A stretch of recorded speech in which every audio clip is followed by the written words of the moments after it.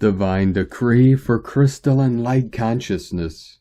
In the name of the divine creator, the infinite source of all that is, I call forth the radiant frequencies of crystalline light consciousness to awaken and illuminate every aspect of my being.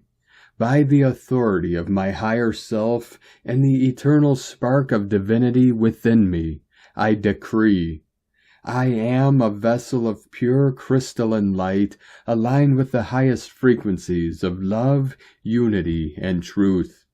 I am embodying the clarity and perfection of divine crystalline consciousness in every cell, thought, and action. I release all illusions, distortions, and lower vibrations, allowing them to dissolve into the infinite light of creation. I anchor the energies of the new earth within my heart, radiating balance, harmony, and peace to all beings. I awaken my crystalline DNA, activating my divine potential, and stepping fully into my soul's mission. I call forth the guidance of the ascended masters, angels, and galactic beings of light to support me on this journey.